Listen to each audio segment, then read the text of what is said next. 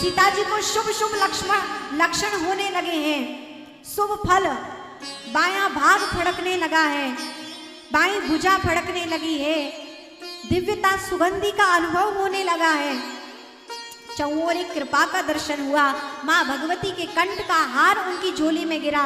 सब शुभ लक्षणों को देखकर भगवती को पूर्ण विश्वास हो गया कि अवश्य ही हमें वह सांवरे सरकार पति रूप में प्राप्त होंगे। और यहाँ पर वही हुआ। गुरुदेव ने भी आशीर्वाद राम जी को दिया। जब राम जी ने सारी घटना बताई कि पुष्प वाटिका में ये घटित हुआ, तो गुरुदेव ने भी कहा, सुफल मनोरथ होए तुम्हारे, राम लखन सुनी भय सुखारे। गुरुदेव ने भी आशीर्वाद दिए, ये राम तुम्हारे मनोरथ सिद्ध हो, तुम्हारे मन में जो इच्छा है वो पूर्ण हो। अगले दिन धनुष यज्ञ हुआ है। धनुष यज्ञ के दर्शन विश्वामित्र जी को कराए गए। जनक महाराज ने संपूर्ण यज्ञ को दिखाया है, प्रशंसा की है विश्वामित्र जी ने। और कहते हैं मिथिला में धनुष यज्ञ का आयोजन हुआ है।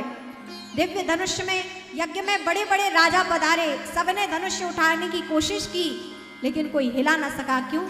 क्योंकि वहां 10,000 राजा बैठे थे यज्ञ सभा में धनुष यज्ञ उठाने के लिए। लेकिन जैसे ही एक उठाए, हे भगवान हम इस धनुष को उठा लें, तो 9,999 प्रार्थना करें, हे भगवान ये तो बिल्कुल ना उठा पाए। अगला आए, हे भगवान कृपा करना मैं इस धनुष यज्ञ को विजयी प्राप्त हो, मैं ये धनुष उठा लूं। आगे के राजा सभी कहते, हे भगवान ये तो बिल्कुल भी ना उठा पाए। तो सब अब भगवान समूह की प्रार्थना सुने या एक की प्रार्थना सुने? क्या कहा जाए, उनमें योग्यता नहीं थी। भगवती तो प्रभु की ही अर्धांगिनी है। इसलिए कथा बहुत लंबी है, लेकिन समय होने को है। आगे की कथा आप YouTube चैनल पर भी श्रवण कर सकते हैं। तो क्योंकि कथा का समय टीवी पर तो 7 बजे ही है और हमें उत्सव की ओर चलना है। आइए एक बार जय श्री राम, जय श्री राम, जय श्री राम। सदानंद जी बैठे हैं, विश्वामित्र जी बैठे हैं, दिव्य सिंहासन बिठाया है। राम लक्ष्मण सिंहासन पर बैठे हैं, विश्वामित्र जी सिंहासन पर बैठे। जब कोई राजा धनुष यज्ञ ना उठा सका तो महाराज जनक क्रोध में भर गए। क्या ये संपूर्ण पृथ्वी सूरवीरों से वंचित हो गई है? क्या अब कोई सूरवीर नहीं? क्या मेरी पुत्री कुंवारी ही रह जाएगी? क्या धराधाम सूरवीरों से कम हो गया है, विहीन हो गया है? जैसे ये बात लक्ष्मण जी ने सुनी, लक्ष्मण जी तुरंत कुपित होकर खड़े हो गए। हे महाराज जनक, जिस सभा में मेरे भैया राम बैठे हो वहां इस प्रकार की बातें नहीं होती हैं। आप नहीं जानते ये कौन है? अरे जिन्हें पृथ्वी को अपने खिलौने की भांति हिलाकर पटक दें, ये वो भगवान राम हैं। और आप कहते हैं कि पृथ्वी सूरवीरों से खाली हो गई है। जहां मेरे राम बैठे हो वहां इस प्रकार की बातें नहीं होती। महाराज जनक क्रोध में आ गए। भैया राम ने कहा, लक्ष्मण धीर धरो, आगे होने वाले ससुर यही हैं, इस प्रकार से बातें नहीं की जा सकती हैं, भैया धीर धरो। विश्वामित्र जी ने कहा, उठो राम भंजऊ भवचापा, उठो राम, ये धनुष तुम्हारी ही प्रतीक्षा कर रहा है। भगवान राम उठे, गुरुदेव का आदेश पाया।